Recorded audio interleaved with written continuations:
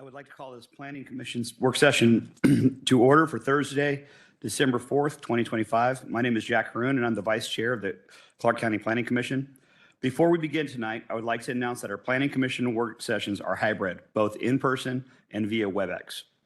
For the virtual and in-person members of the Planning Commission and staff, please ensure that your microphones are turned on or muted unless you are speaking. There will not be any public comment during this work session, but members of the public can watch or listen. This evening's agenda is planned as follows. We'll call to order. We'll go over the comp plan chapters, environmental element, parks and recreation and open space element, and the climate element. Number 3, we'll do the ag study review, and then we'll take comments from members of the Planning Commission. All right, with that, I think I'd like to turn this over to Bart and Jenna for the comp plan chapters. Thank you, Jack. For the record, Bart Catching, community planning. I don't know if we've met Kyle, but I'm Bart. And anyway, tonight I'm going to lead off with the discussion of the first of 3 chapters that we're going over this evening. It's chapter 4 in our comp plan, the environmental element. We brought the goals and policies for this chapter to you all in June, I believe. And so now we're just discussing the top part of the chapter, so to speak, the text and background information. It's not my intent here to go through every little underline and strike through. I just want to give a high-level discussion of what Jenna and I did. At the outset, I would like to say that this was definitely a team effort going over this chapter, and by team effort, I probably mean maybe 2/3 of the work Jenna did, especially reaching out to the inner county and outside county partners, and then we worked on the text and reviewing things together. So don't want anybody to think that it was all me. So thank you. I actually just wanted to give a little bit of background again about what the environmental chapter is, since we haven't thought about it in a while.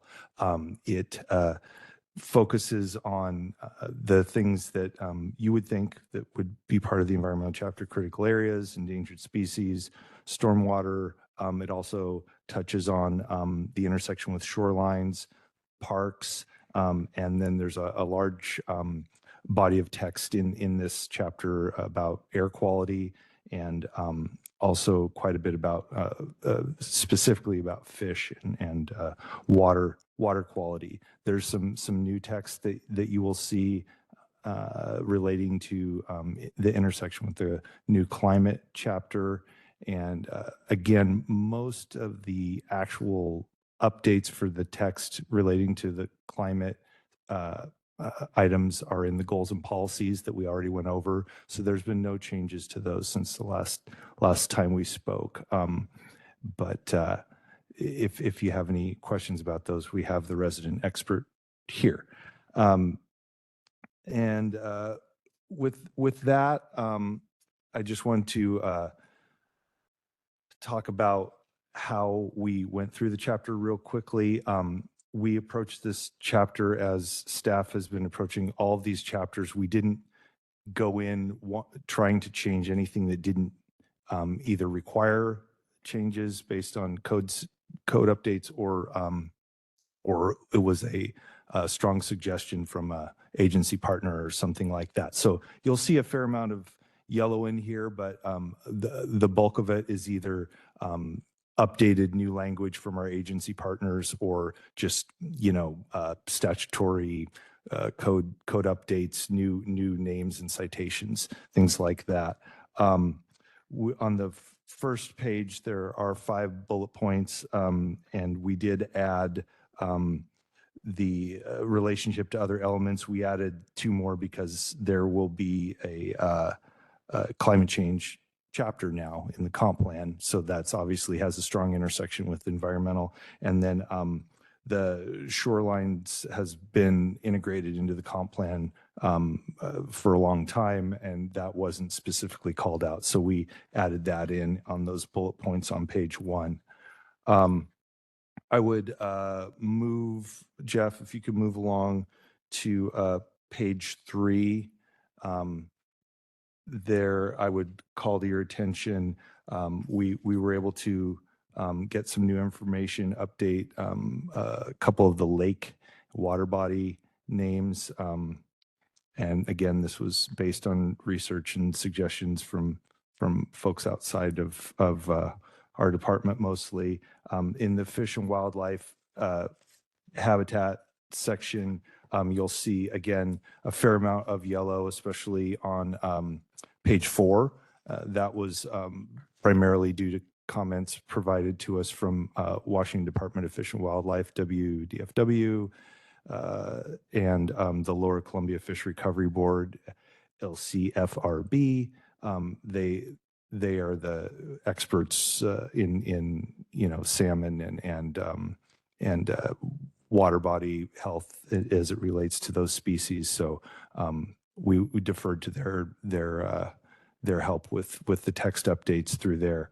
On page 5, you'll see some new language with the habitat conservation that was based primarily on feedback from I believe it was mostly from Brent and our internal wetlands and habitat review team, because our department doesn't do that work directly. That's through community development. So that's where those suggested updates came from.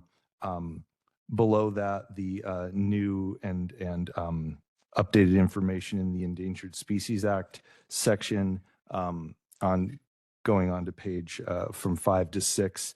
That's mostly from comments and updated information from Washington Department of Fish and Wildlife. Moving on to page, what did I want to go to next? I mean, there's a few minor items on page 7 and 8, but again, it's with mostly from those same comments from Fish and Wildlife and our internal habitat team, just to update and clarify language. And then on page 9, Brent and the habitat team helped us with some new, the bullet point language under the Wetlands Conservation Program. And that is, I believe, I'm sorry to put you on the spot, Jenna. I think that's tied to the new updates that they did to the code. Yeah, it's just sort of refresh language to align with the current guidance Yeah, and code. yeah, because they did a big overhaul of the conservation wetlands section of the development code like a year and a half ago or so, and so that was tried to be reflected in here. Obviously, this isn't the code, but it references it. We, on page 11, we made quite a bit of effort, especially towards the end of our update process. Jenna was pushing pretty hard to get some updated language on the floodplain, flood hazard area language. We finally got that.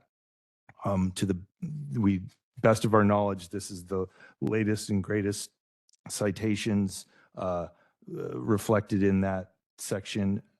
Again, this chapter is it's not the code. It just discusses other codes. So it's kind of drafted by committee, so to speak. So we were doing our best with the layout that we had and trying not to reinvent the wheel, but update everything and make it as current as possible by the date of publication.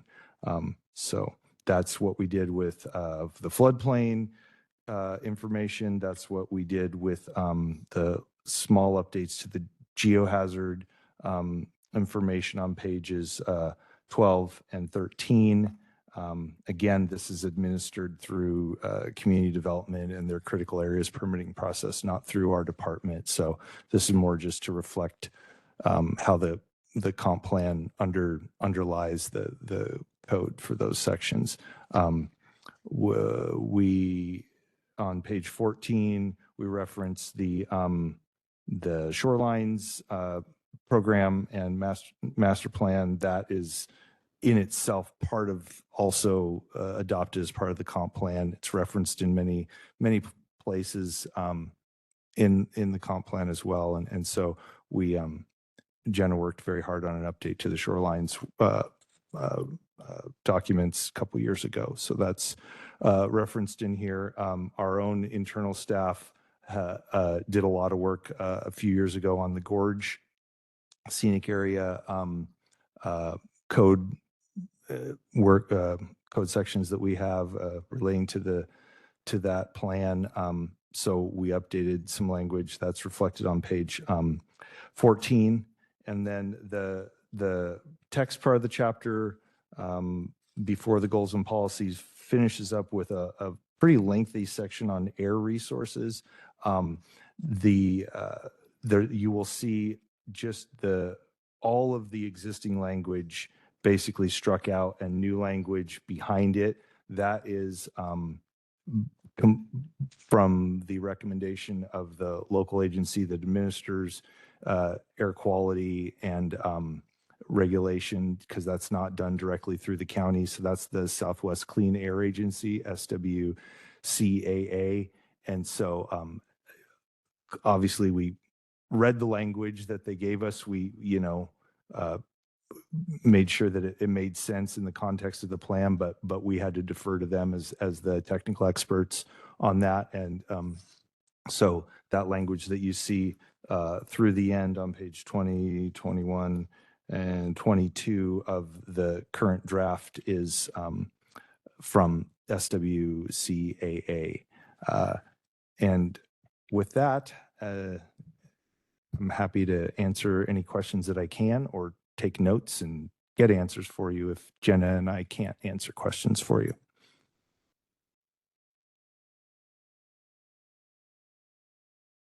Kyle?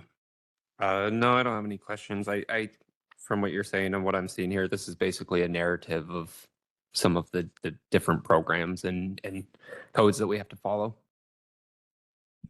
Yeah, it's different than some of the other chapters. It's more of a high-level description of the lay of the land for the whole environmental program in many different areas. So, yep, I think that's a good summary. Okay. Yeah. Thanks, Bert. Mark's on. Oh, Mark. Any questions? No questions. I just kind of got the tail end of it, but I agree with what he said.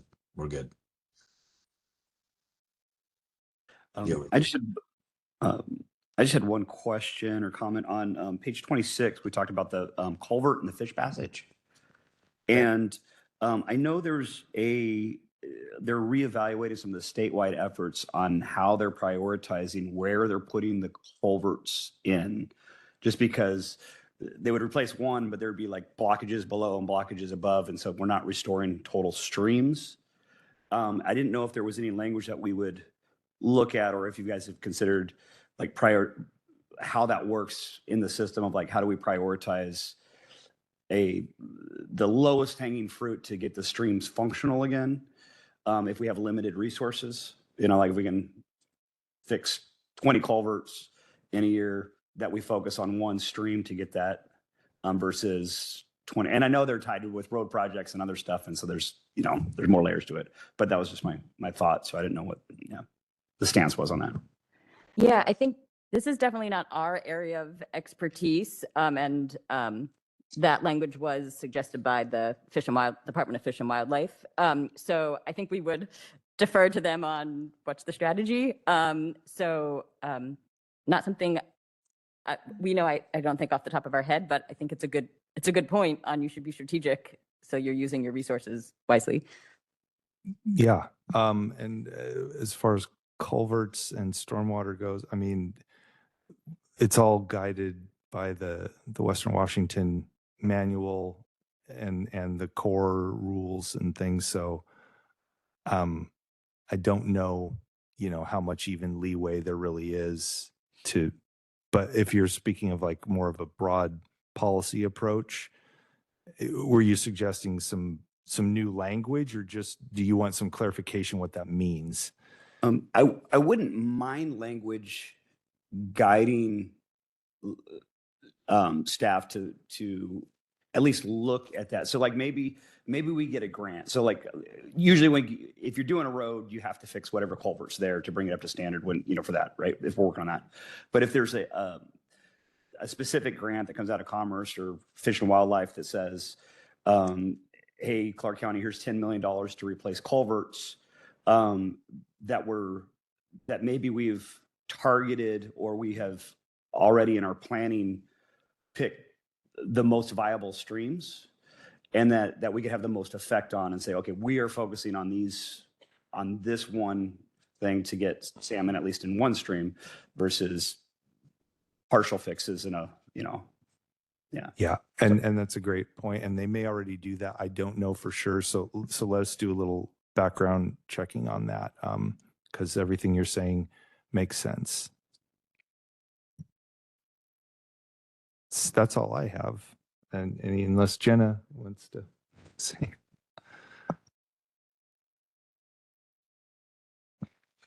All right, Well, so we'll thank go to the next element with Parks and Recreation. Amy? Guess it's my turn. Yes, ma'am. Good evening, Planning Commission. For the record, Amy Wooten for Community Planning. This chapter that we're going to be looking at briefly is 7, Parks, Recreation, and Open Space Element.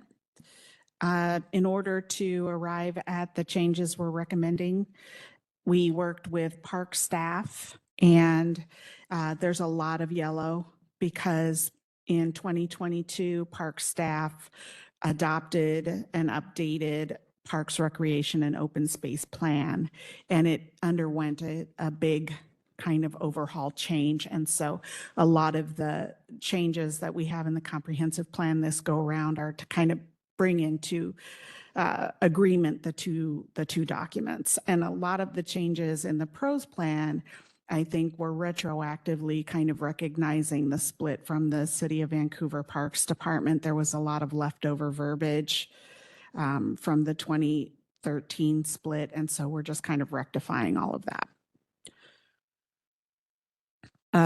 So the first page is just changing the introduction a little bit, talking about GMA goals and policies that intersect with parks. I think this is a new requirement, from the climate bill. And some of these changes also reflect changes that are required in the climate bill.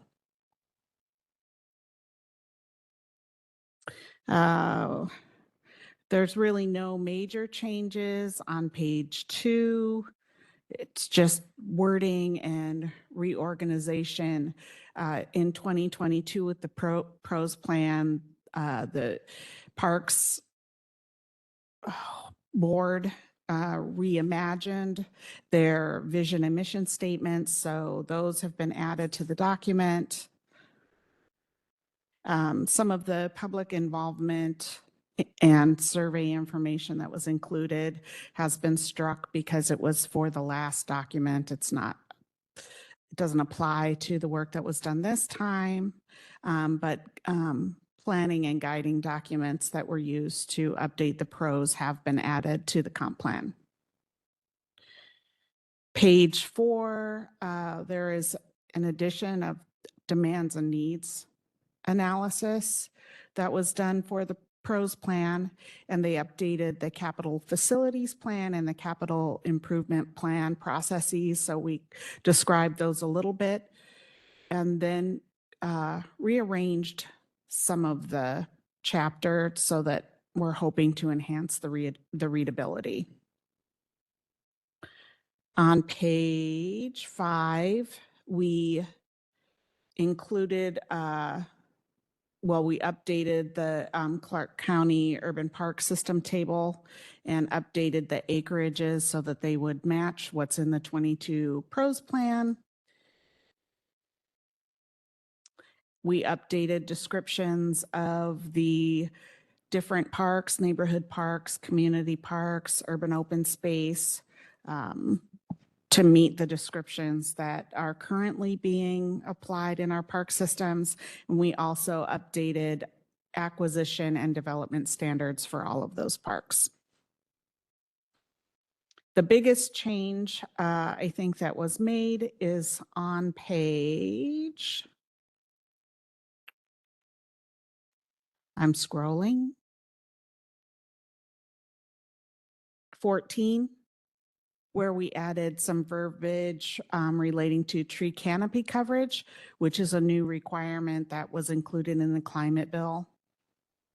So the Public Works Department did a tree canopy report, which we're recommending be adopted by reference.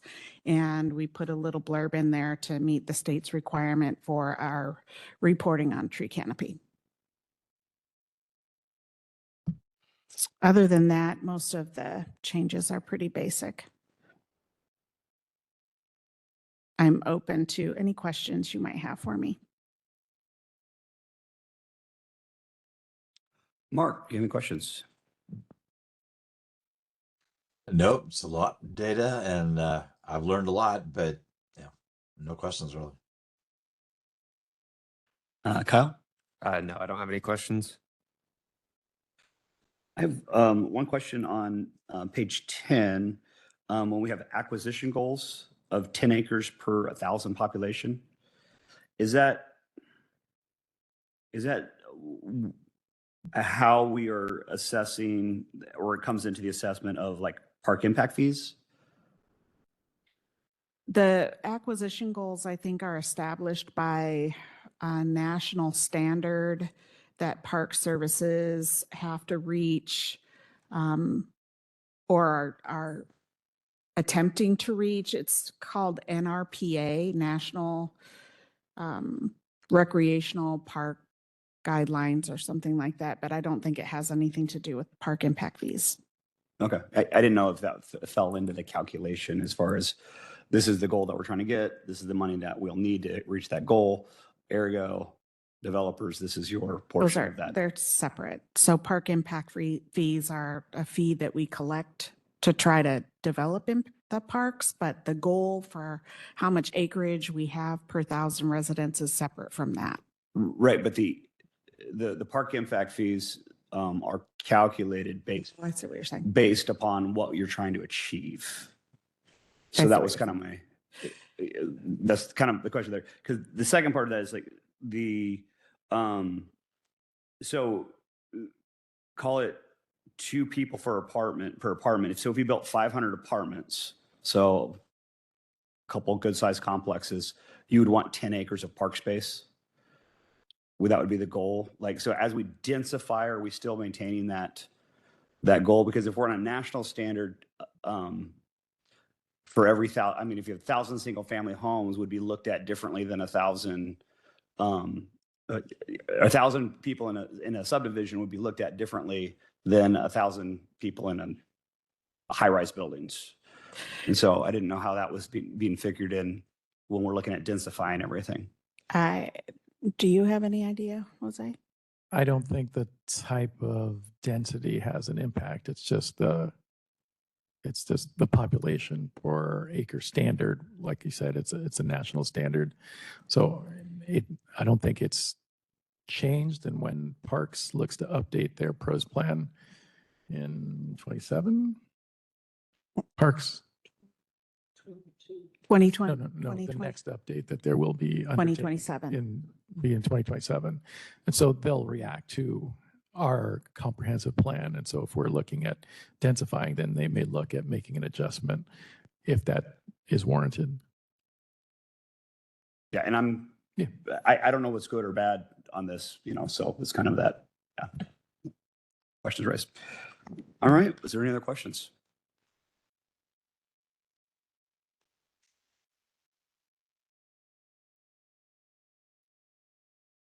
All right. Jenna, on the climate element.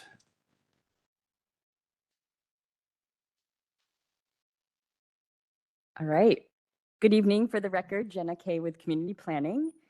And before you, we have Chapter 14, which is the new climate element chapter that is proposed to address the requirements of House Bill 1181, which, as I think you probably both recall, or all three of you recall, in the 2023 state legislative session, this legislation passed and it added a new climate change as a new required element in comprehensive plans. So the entire chapter is yellow and underlined because it is entirely new. I'm not going to go through every single thing that's in here, but I want to give you an overview of what's in it and why. So there's actually an outline on this first page of what's contained in this chapter. The background information that we chose to include, we looked at the legislative language and the Commerce guidance document to help us pick, okay, of all the work we've done, what seems important to include here. And so this section really is drawing from the work we've done over the past 2 years to develop the climate policies. So in the chapter text, you will find a summary of the Growth Management Act climate element requirements, and then how the goals and policies in the chapter meet those requirements. We have a summary of the climate projections and impacts for the unincorporated county. We have information from the inventory of greenhouse gas emissions for the county, greenhouse gas emissions reduction targets, vehicle miles traveled per capita information, and then a summary of how the goals and policies in the chapter benefit overburdened communities and improve environmental justice. And then you'll find all the goals and policies that we previously reviewed with you all in May and June of this year. So that's, if you read through it, that's basically what you'll find. And, you know, again, it's drawing on information we've already shared with you. So I don't think there's anything new in there that we really haven't talked about with you. There is one policy that I'd like to go to. It's on page 27. It's policy 14.23.4. This is the only new policy that we haven't discussed previously when we reviewed the policies with you.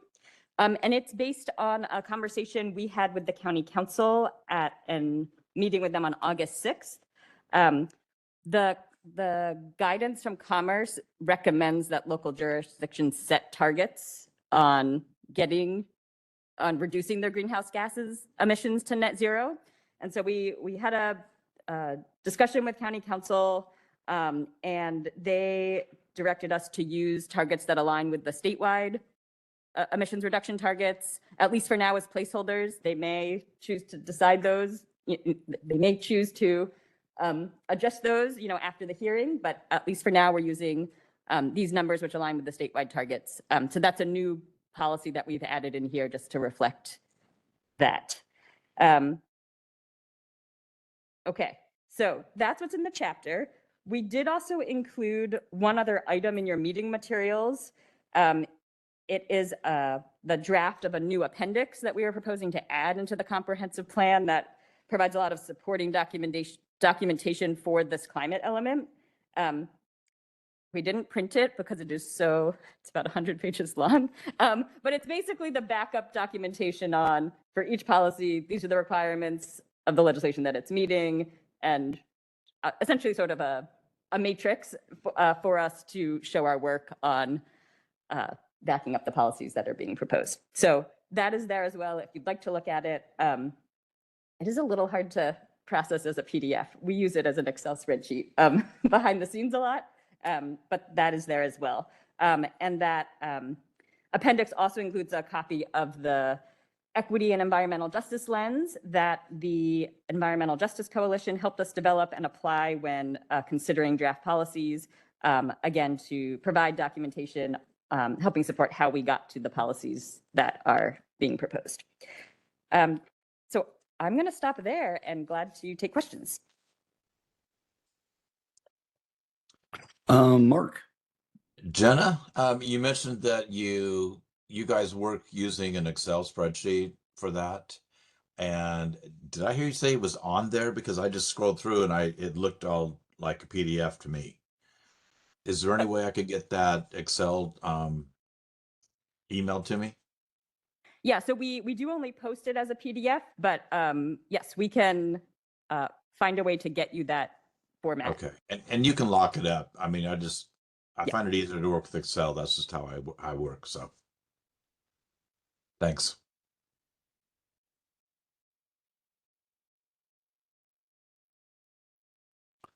Kyle? So Jenna, we ran through all of these policies kind of one by one a couple months ago. And it looks like then they were put into this section. Are they verbatim from what we went through, or has any of the wording changed that you know off the top of your head on Yeah, these? we have made no edits except for that one additional one I just mentioned. So our, we are bringing forward the recommendation from the community advisory group that we worked with, which means that is what we're moving forward. So yeah, so we've made no edits since we last reviewed these with you all. Okay. And then just as someone who thinks that these targets are very aggressive in the new policy and given by the state, Yep.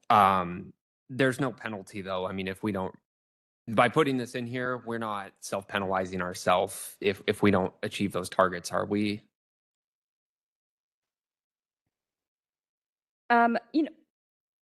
So on the new policy, we've got pretty aggressive targets for the greenhouse gas reductions. By putting in this policy in the comp plan, does that introduce any sort of penalization, whether by the state or anything, if we don't achieve those targets? So I'll start and then see if Chris wants to add anything. So it's a guiding policy. So it's something we would be working, it should be guiding us to work towards trying to achieve this. The legislation, we have to report every 5 years to the Department of Commerce on our progress. I believe the legislation also has requirements for Commerce to be reporting to the legislature. And it has some language, I don't remember exactly, but it basically says Commerce can tell local governments additional things we should be doing. But that's about as far as the legislation goes. So there's nothing spelled out in the legislation in terms of the consequences if we fall behind. I mean, I think we have some assumptions of what could happen, but that's basically that's my takeaway from what the legislation says. But I don't know, Chris, if you want to add anything in terms of this as a policy and the implications. So are these county-wide planning policies, or are they just planning policies? Yeah, so this one here would be just for the unincorporated county 20-year planning policy. We do have a higher level, more general one that is we have a countywide one, but it just mentions the net zero by 2050 in that one. Okay. Well, that's always a hard question.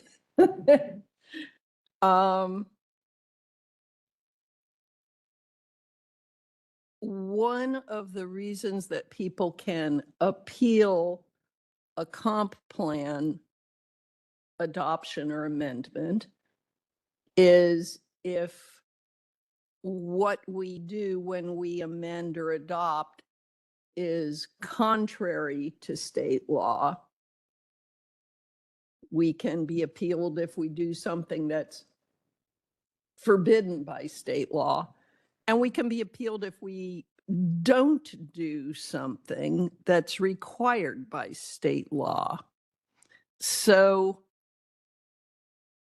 how that meshes with these 20-year planning policies is, as I say, that's an interesting question. In a prior comp plan amendment, that wasn't the county's comp plan amendment, it was LaSender's. La Center was held to be non-compliant because their amendment was contrary to our county-wide planning policies, the big broad ones. But the growth board ruled that violating our just 20-year planning policies wasn't sufficient violation to make them non-compliant.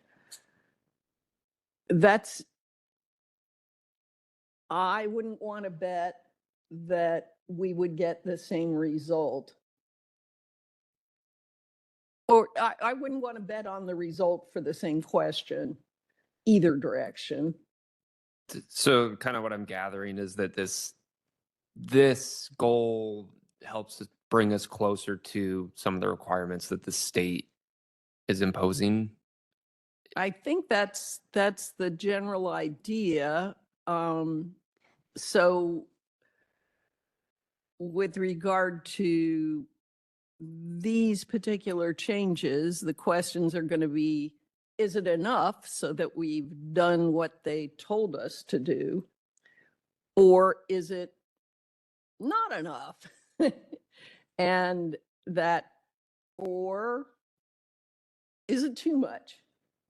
You know, it's one of those things. I don't see these particular policies as being violative. What will happen in the future? That, you know, I think this is an area that's going to be changing at both the state and local levels, and possibly the national level. Well, yeah, the national level for a long time. So as to what will happen in the future, kind of, it depends. But I think this fits what we've been told to do now. Yep. And I had one other thought as I was remembering, as you were talking, there is also some language in the legislation around, it's tied to best use of best available science. And if you don't, essentially, if you don't only have policies that exactly match what Department of Commerce suggests as model policies, you need to be able to accomplish at least as much as what they recommend. So, so there's a bit of like, you need to be able to, so we've done some modeling of the policies and stuff, but Commerce is modeling that we can get to net zero by 2050, right? So they've sort of, anyway, so that's like the expectation.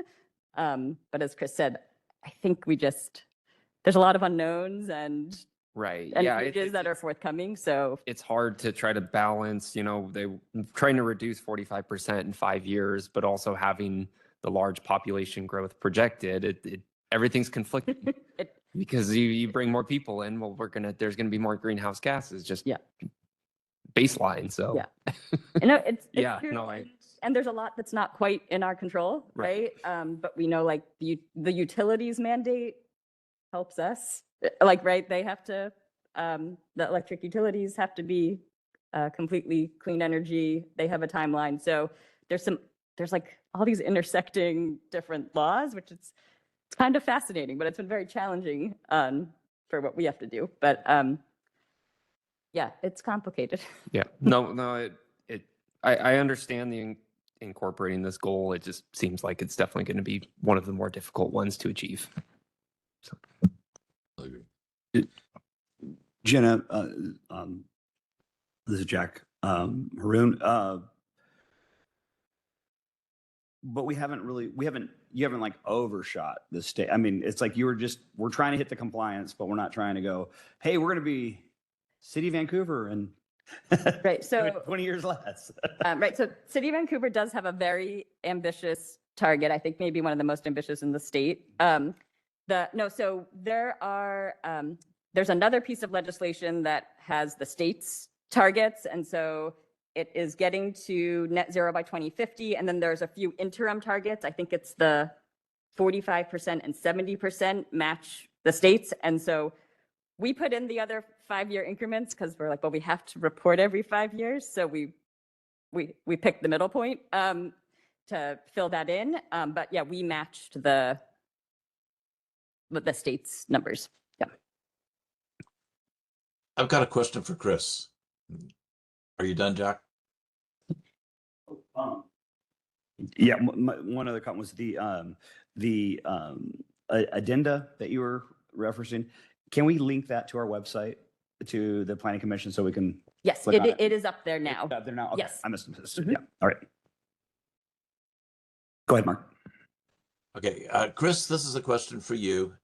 Thinking about, this is a statewide and we're one of a handful of counties that have to do this so early.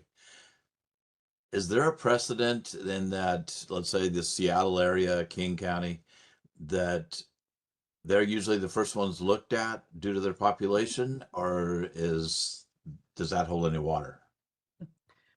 So there is a timeline for every county in the state to get its amendments in the periodic review and update finished. Right. The Puget Sound area, and in particular, the 4 big counties there, Snohomish, King, Pierce, and Kitsap. They're in the first group. Clark County is in the second group. So I assume they have to do theirs first, but some of these laws have changed the time frame. Personally, I haven't paid a whole lot of attention to them because they're not us, and we haven't gotten decisions out of the growth board on them yet. We've got decisions on their housing changes, but not on this. And I can add, in this legislation was passed, we are the first wave. So the folks who updated their comp plans a year ahead of us, they're actually the last, they now are the last to have to meet this climate legislation because it passed and they were in the middle of their comp plan updates. So there have been no appeals yet that I know of tied to HB 1181 for those of us who have the 2025 due date. So anyway, I mean, had this passed a few years earlier, they probably would have. Up within 60 days of the new year, that's for the jurisdictions that are finishing in December 2025. That's when we could expect to see appeals come in. But it'll be a while before those are decided. Okay. Thank you. Any other questions? Okay, excellent. Thank you, Jenna. We'll move on to the Ag Study Review. Jose? Okay, so what we wanted to do was just share with you sort of a high-level overview of the ag land study. The county hired Eco Northwest to do an ag land study in a very condensed time period.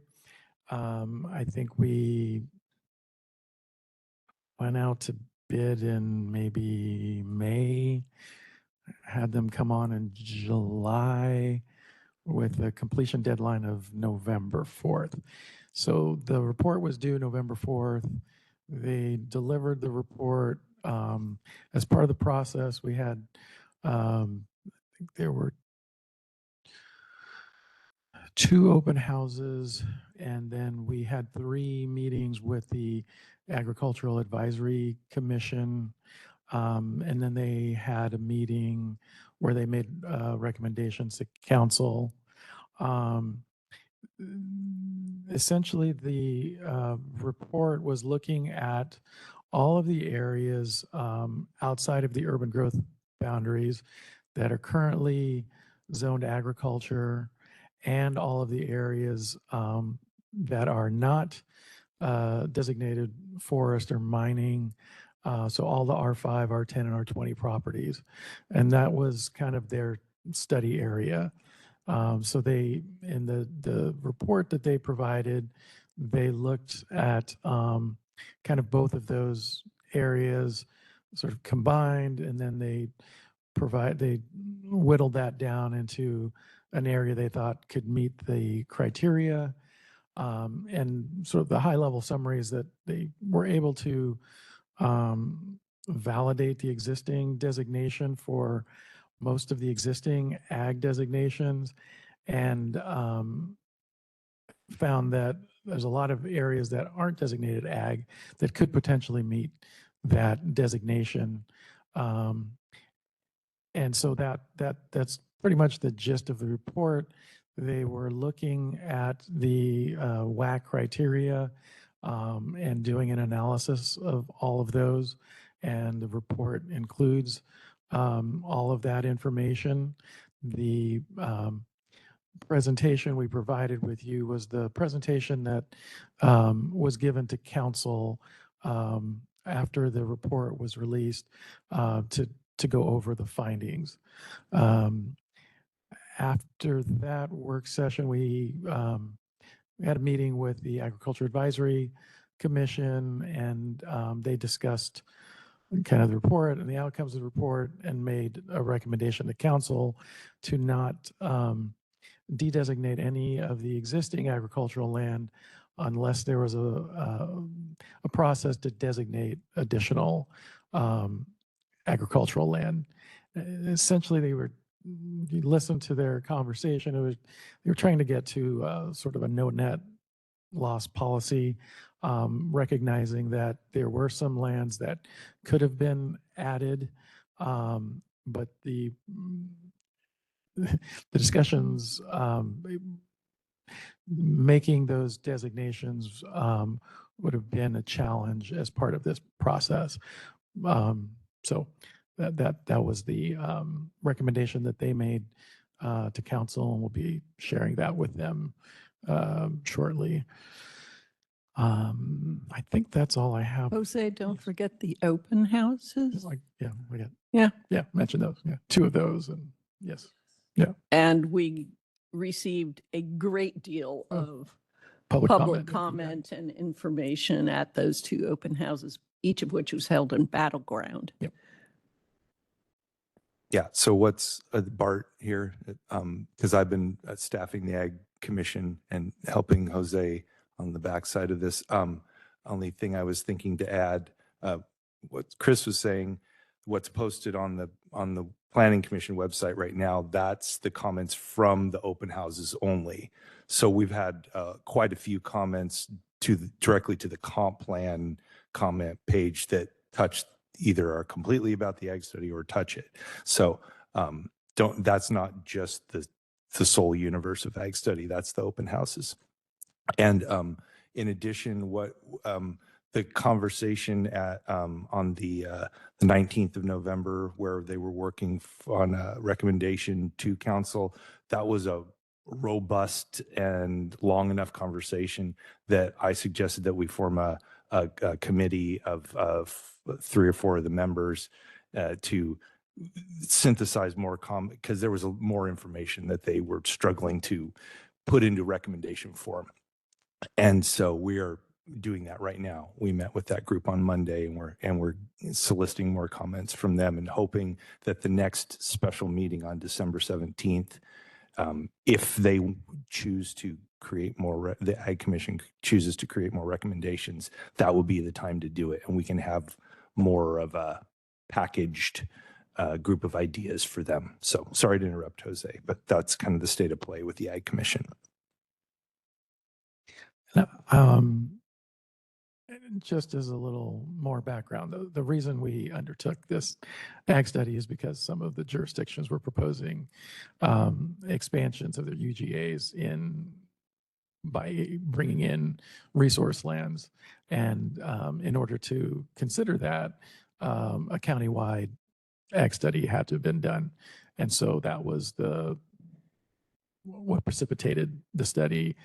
Council initially gave direction to do that last December and then changed their mind and then went back and did it. So Well, that's why. Council initially took the recommendation at the Planning Commission, which was, offered in an amendment at a Planning Commission hearing to do a resource land study of all All resource resource lands. lands in the Yes. county. And council changed that to, and adopted a direction to study ag land rather than also forest land and mineral resource land. And I think that was, I shouldn't speculate, and this may be just speculation, but my guess is that that was because the areas that were being proposed to be brought into the urban growth boundaries were largely ag lands. Correct.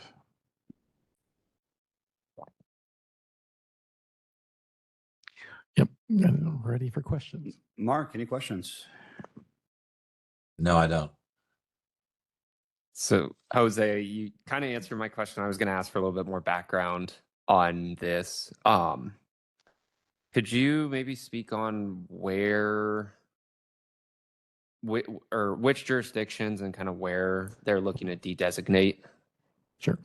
So La Center is proposing expansions to sort of the north along I-5, where there's some ag land, and then south on the west side of I-5.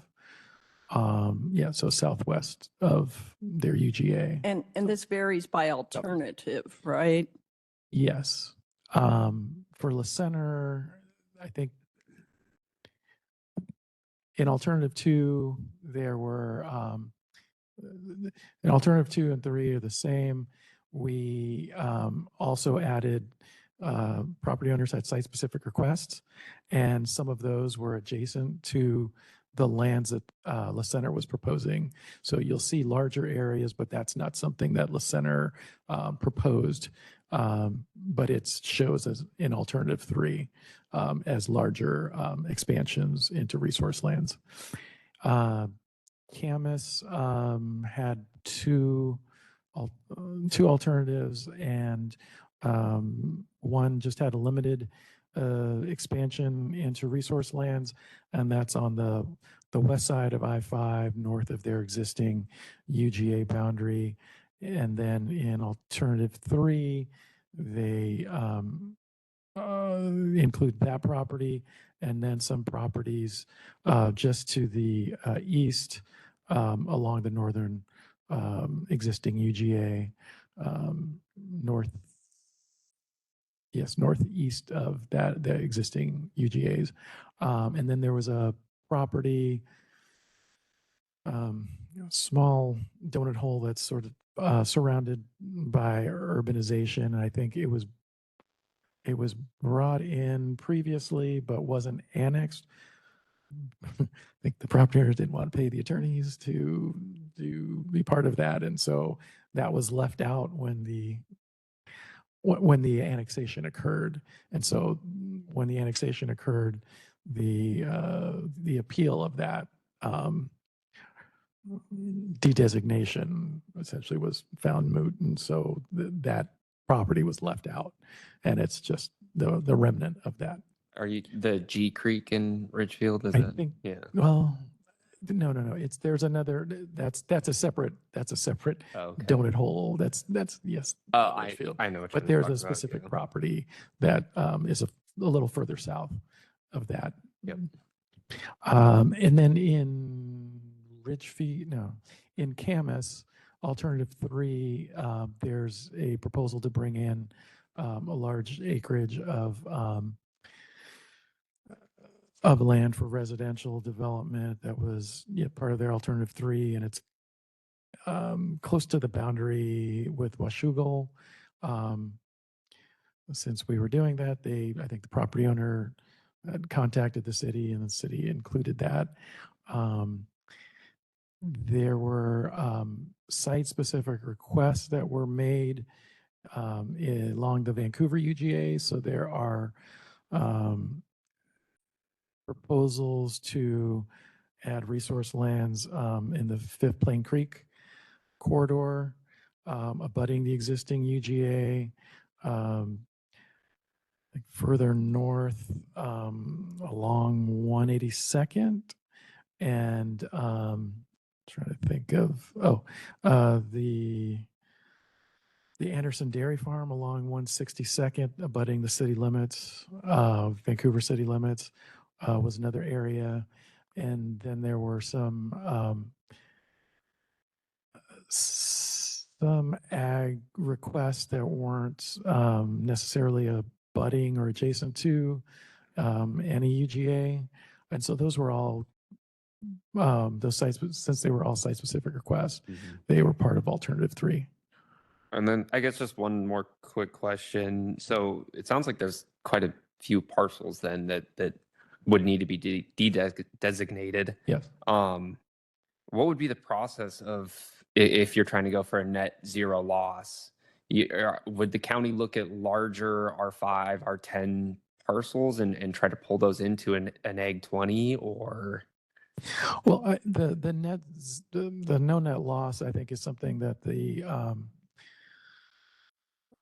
Ag Commission was contemplating. I think that's a goal. Yeah. Pardon me. I Right. don't think There wasn't they presented any methodology or strategy for doing that. They just, if there's some taken out, we want some put in. right. And And- that was from Eco Northwest, or that was No, from- that's from the Ag Commission. Okay. Right. Yeah. So they recognize. Eco Northwest, to be clear, made no recommendations. Right. They just did their data, they did their maps, they decided where the maps and the data made sense so that they should be talked about in terms of being a criterion, and where they didn't. But they didn't say, this is what you should do with this. So yeah, That's I get. for you. I'm a little confused because this egg study kind of is what has derailed the whole process of getting the comp plan in, and but there's no, so we're required to do this, but then where does it go from there? You know what I Right. mean? It just kind of seems So- like we get some recommendations and then move forward. And it's really an input for the council to consider in their selection of a preferred alternative. So you have now this study that was done. So if you're considering these resource lands that were being proposed, now you have data to justify or not justify your actions. And so that's really what the intent of that report is there for. And it's needed to be able to help support the findings for that decision. Okay. No, thank you. That's helpful. I want to make sure I have a full understanding Yep. before we go into the meeting Sure. next month and kind of start discussing all this. I would suggest actually reading the Ag Land study. It's a bit of a slog, but there are a lot of maps and pictures, which helps. And the questions that it raises and the information that it gives, I think, are really helpful. It'll be some good Christmas reading. Oh, yeah. Was the night before Christmas. Could you define me, like, what does it validate mean? You said validate ag lands. What is validate, and what was the criteria for validation? Well, I think that's just a term based on what they found. I think it was 90-something% of the existing ag land still meets the designation criteria. So we're applying that based on that. So I don't think you'd find that in the study. That's just Right, we're 'cause- interpreting that. one of the things that I didn't see in the study, and I was kind of So when I see like a validate, because there's kind of the economic, the validation, like you And can. validation is just my term, so you Yeah, won't it's not find your it term, anywhere okay. else. No, because they didn't, my understanding, correct me if I'm wrong, they didn't look at water availability for ag land, which is a pretty big driver Oh, for. they ag- did. What's that? They did include that. It's not a requirement. It's not a WAC criteria. So what's not spelled out in the WACs of the state doesn't require you to do That's that. what I was Yeah. clarifying. So they did include The availability. Yeah, I think there was discussion both with the Ag Commission, and the Ag Commission was looking at that from sort of the perspective of if land has water right, you don't want to de-designate that because of the value it has. And further, if it's not designated, you want to designate it Yes, because of the value that it has. right. So that's one that goes both ways. When you look at the ag study and you see the water rights map there, it may pop out to you that there's a whole lot of parcels in the county that have water rights that are not designated as ag. And then was there any economic viability component to the agricultural study? Like as is there a likelihood that it could ever work? No, Functional. it's not in- it's not a requirement because the way that the WAC criteria are, like, you don't even have to be using the land for farming. So it's just not an issue. The legal cases on that are paramount, and it's just not a criteria. Neither the current use and management of the land nor plans for the future in terms of managing the land are considered when you consider whether it's agricultural land or not. That's a big Supreme Court case from, I don't know, 98 or something. And So just stop, just clarify. Yeah. So it's not whether or not, the question is, could you grow corn there? Not will it ever grow corn there? Because it Right. won't make Right. financial sense. And we it's just don't- the could you. again, Okay. things change. It's, Yeah. it's not necessarily entirely predictable what kind of farming might be viable, say 20, 30 years from now. But if it's under concrete, it's not going to be viable for things that require soil. And it is very much soils focused.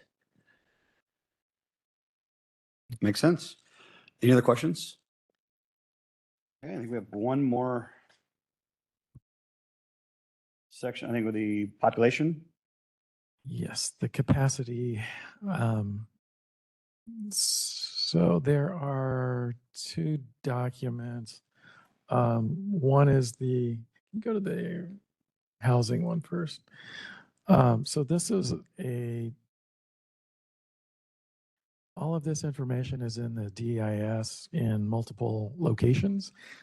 So we put it together in one spreadsheet so you can see across for each jurisdiction what the housing target is, and then what each of the alternatives shows as capacity, and then the green boxes show the whether there's a surplus or deficit, and then the totals at the bottom.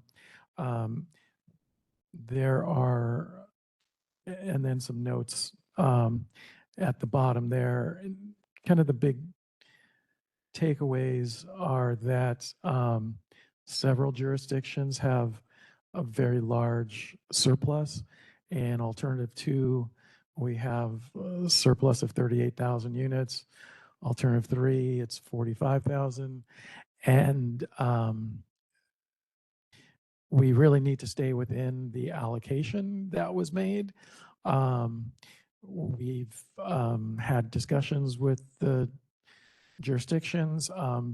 For some of them, part of this exercise in trying to increase, capacity for meeting those income band targets necessitates increasing your densities.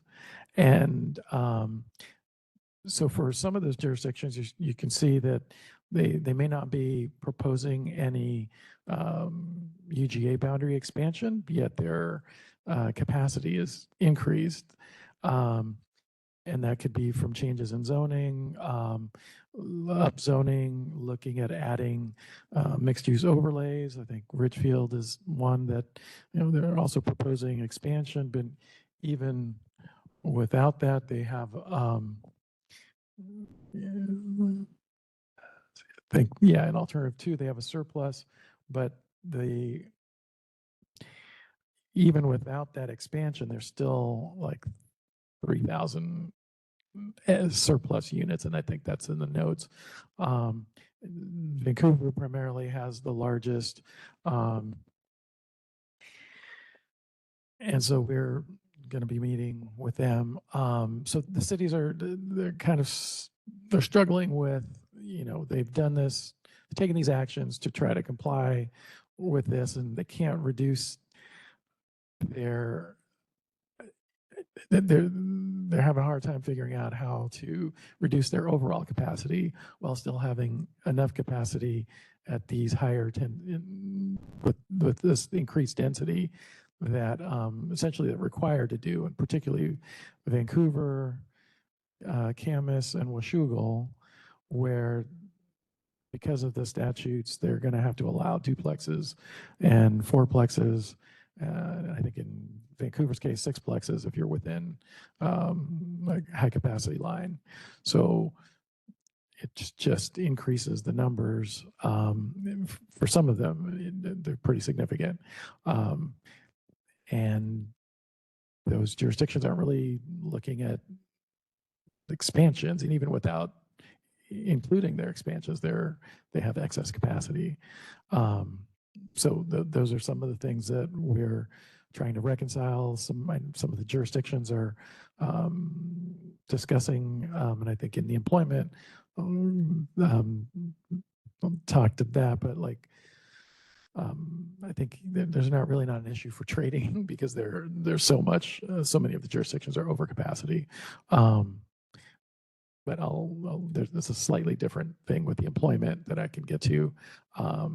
Do you have any questions about the housing before we get to the employment? Or I do. On the capacity issue, is the assumption for capacity, if they zone it take a city block and they zone it for up to 220 feet, which some of our new zoning is, or something like that, underneath the city's proposed stuff that's coming up.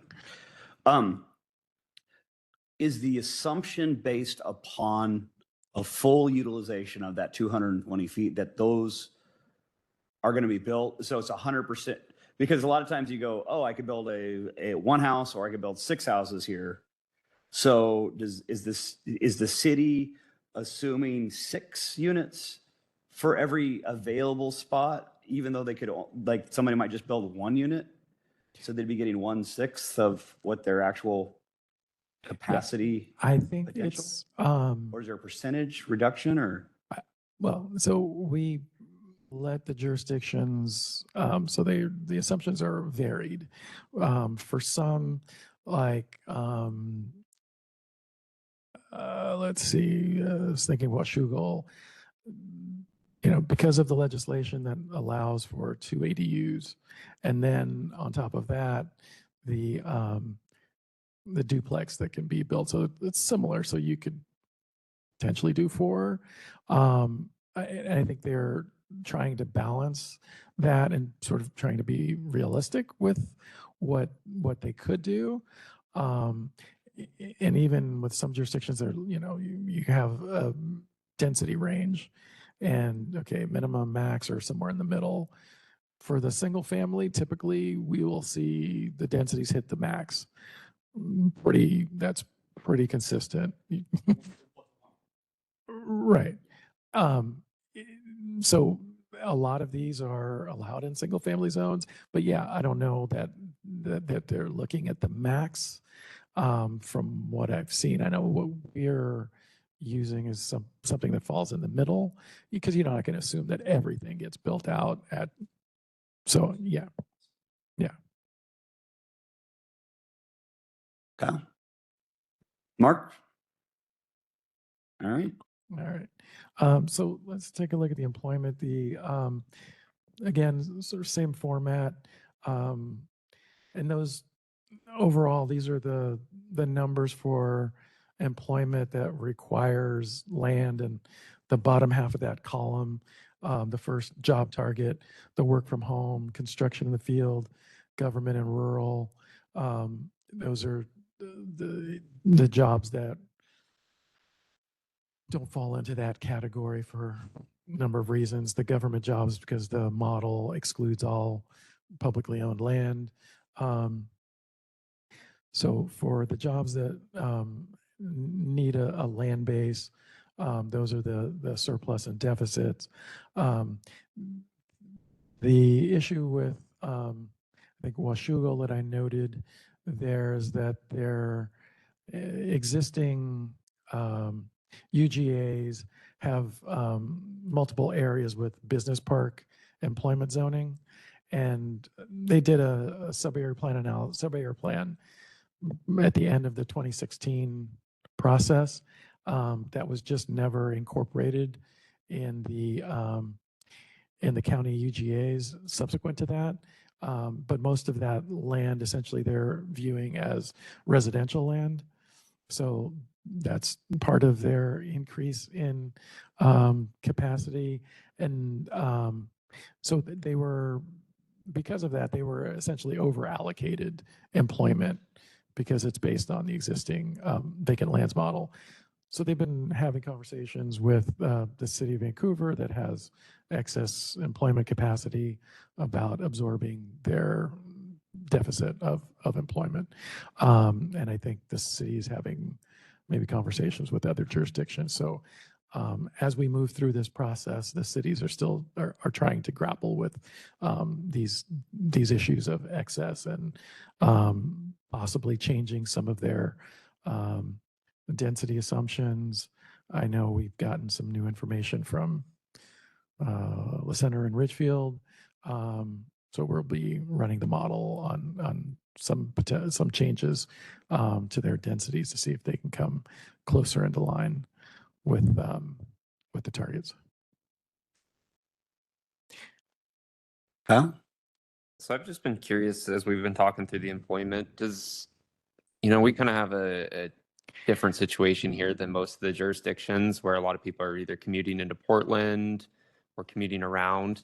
Does the model take this into effect when it comes to employment? Because we're talking about a shortage of employment land, but like up by the fairgrounds, we've got a huge area that's zoned for business park and has never really seen any development. And so I would hate to see us designate too much towards unemployment lands, using a model that doesn't really take into account a lot of the travel into Oregon, here. So I think when we begin the planning for this, the objective is to try to increase the number of jobs that we have on this side of the river to try to reconcile like having a 1-to-1 household jobs ratio, because we're under that. I think we're 0.92. So that's kind of the target is to increase that. So the model doesn't really take into account commuting patterns. It just looks at the land that's zone business park, and we apply a density number to that. So along the fairgrounds, most of that property designated business park is within the industrial model, which assumes like 9 jobs per acre. And commercial is 20 jobs per acre. Those are really the two density assumptions. And yeah, so that's how we're. So you said though, capacity. it's taken into account what our current household to job ratio is, and then trying to build it up a little bit, but it does take that into account. It sounds like Yeah, you're like saying. we usually get a forecast from the Labor Security Department, trying to, typically the council has wanted to have a more aggressive approach to jobs and having more land available for employment. And so that usually we get a higher number of jobs. And I know that when the Employment Security Department does their analysis and gives us a jobs estimate for like 2045, and they provide us estimates of growth, if we're taking this aggressive stance and are going to provide more land for it, they give us a breakdown of what those types of jobs are. Well, there's existing categories, but what the increases would be over time in those different employment categories. It's in one of our documents from 2023 that I can share with you, so you can see what those look like. But yeah. Okay. Thank you. Mark, did you have anything? No, I don't.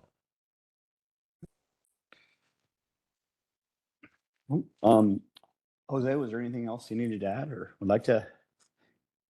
Just let's see. Just a reminder, we're having the meeting, the joint hearing with council January 8th. Trying to figure out how to set up the room and all that stuff. We're going to have a work session with council the day before, again, to give them sort of bring them up to speed on the overview. What we expect is we want to structure it so that staff is making a presentation. We're going to have the cities also present what they've done a lot of work with their jurisdictions. I think they've got preferred plans. So what we want to do is sort of an extension of the staff presentation would include what the city's preferred plans are, so you can hear from them and ask questions of them, what how these things are reconciled and how their plans meet what our targets are. And then to hear from the public, I would anticipate we would have a lot of public comment. Typically, we've set aside the hearing on the 15th for deliberations if necessary, depending on the amount of public testimony that comes on the 8th. Will dictate. I don't want to keep you all night, but I would suspect that the deliberations would probably be on the 15th, but so you're prepared. And that's a 6:30 yes. hearing. Okay. Yeah. And it's Thursday, January 8th, correct? Yes. Okay. All right. Any other comments from the commission or members? That's it. Seeing none, we're adjourned. Thanks, everyone.